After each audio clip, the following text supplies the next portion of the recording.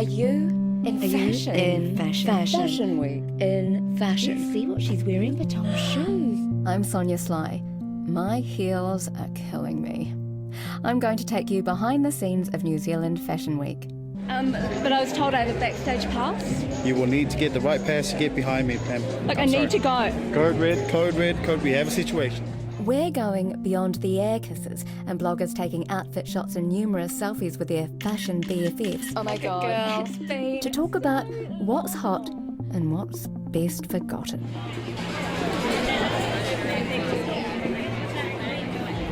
So I'm at the Viaduct Event Centre. We're in the Media Lounge, which is a bit more cruisy compared to the rush of things downstairs where kind of people are coming in and out of shows during Fashion Week. It's pretty laid back up here. I'm with Naomi Larkin, who's the editor-in-chief at Simply You magazine. Hi. So, Naomi, you've been editing fashion magazines for the past 15 years and overseas as well? Basically, I've been overseas for the past 15 years, and I came back last year in October.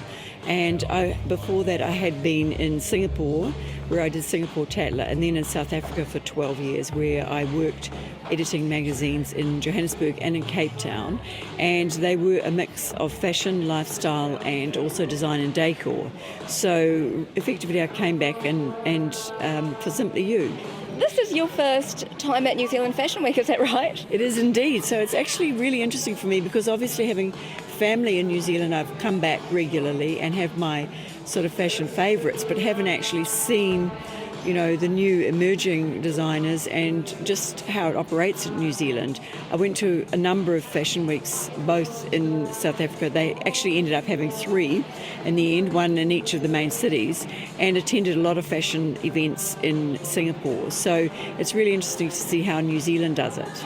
Is New Zealand Fashion Week, does it come across as a bit more laid back to what you've seen overseas? I think so. I've been a bit surprised at the lack of sort of drama and costume that people actually attending the event, you know, are getting engaged in, and that it's generally something that people can really show off their wardrobes. And I have seen amazing looking people, don't get me wrong, you know, people are looking really good, but there's a sort of costume drama element that's missing, and I'm surprised at that. Would you like to have seen that though? I mean, there are a few... Yeah, in the audience in particular. I mean, because there were a couple of years ago, there was a whole thing, there was a bit of a backlash against, you know, bloggers and all the people that just dressed up, almost maybe too costumey, and they were getting attention from the media and street style bloggers, and kind of almost detracted. To Anna Del Russo and others who really, you know, the way it's developed is often what goes on outside the catwalk at fashion weeks around the world is as exciting as what's going on the runway. We've just seen Penny Sage and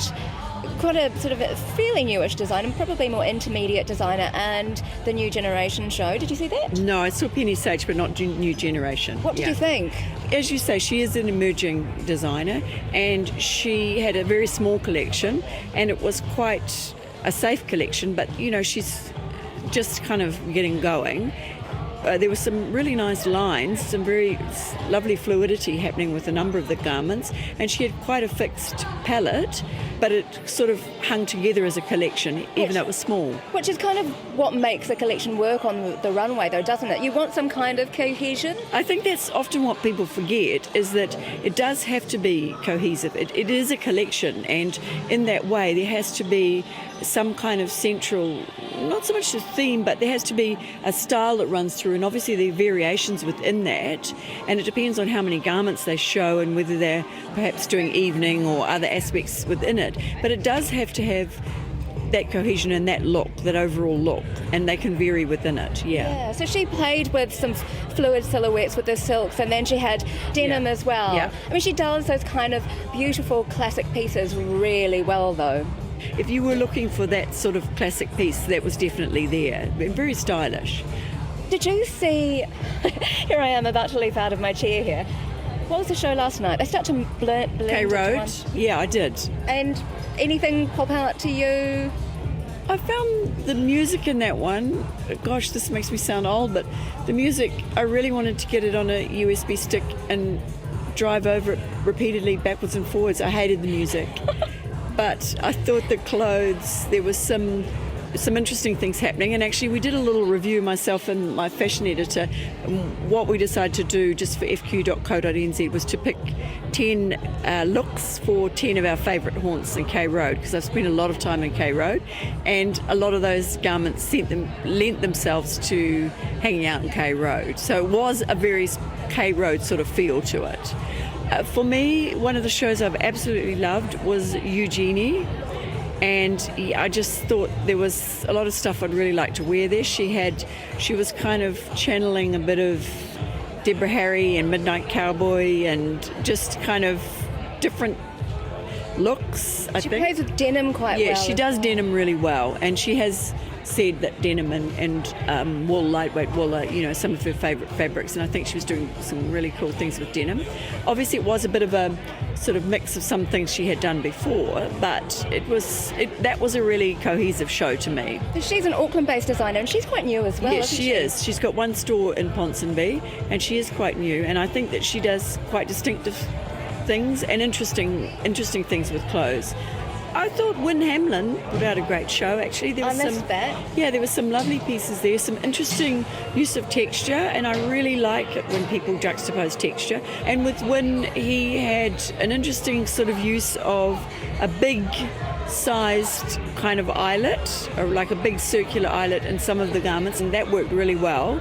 And he actually had carpet used both in strips around the waist, like a kind of adornment or a sort of belt under a belt, and then some carpet bags, and then carpet coats with fringes that you could, on a cold winter's night, sleep under that coat just like you're sleeping under carpet and be pretty warm.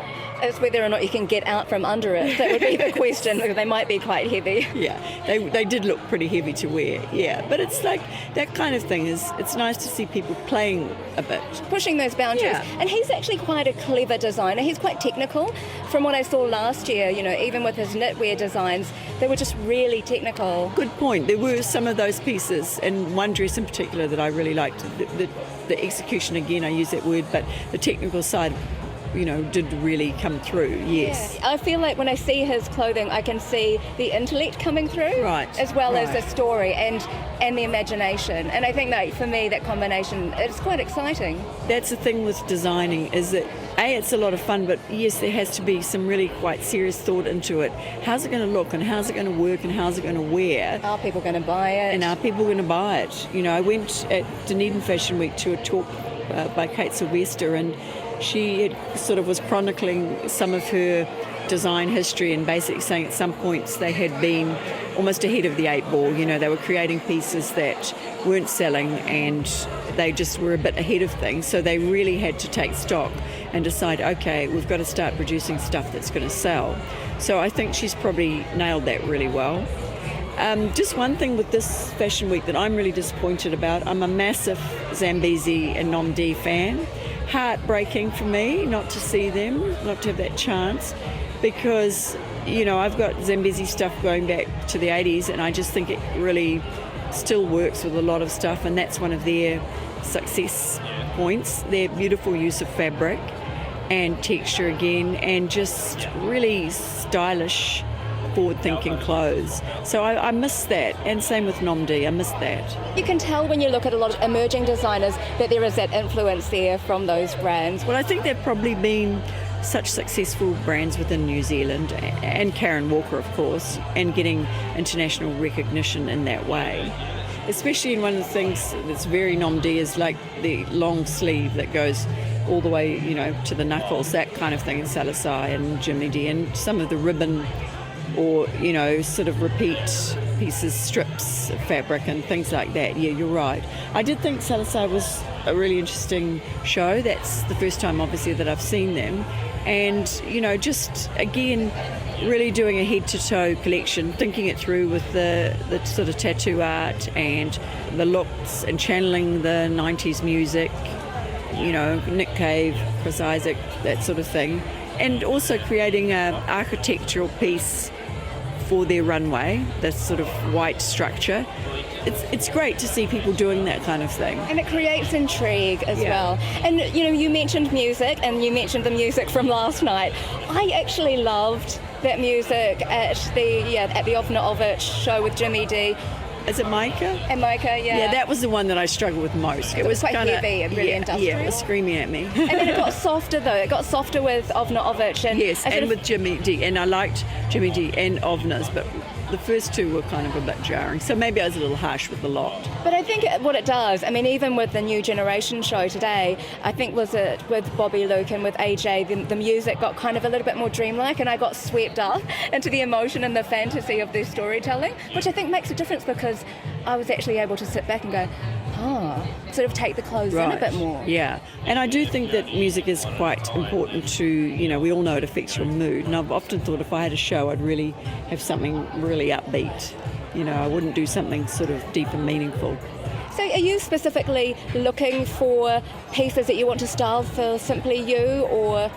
Very much. I mean, Simply You is really actually the country's leading fashion magazine in terms of our circulation, and it's the one that people buy, sort of year in, year out in summer and then again in autumn, winter, because it's their chance to literally buy from the pages. I mean, that's one of the big successes of it.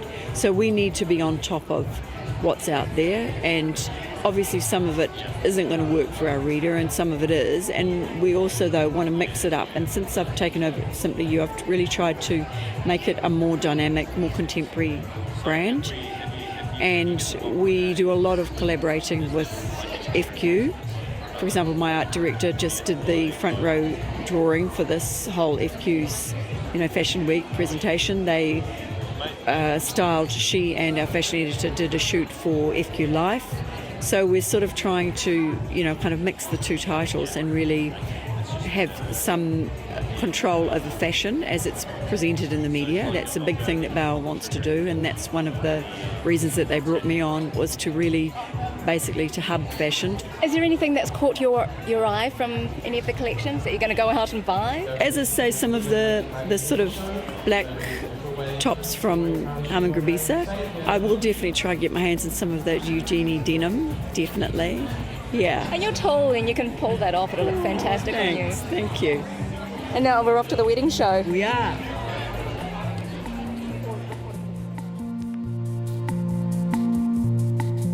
You've been listening to My Heels Are Killing Me. I'm Sonia Sly.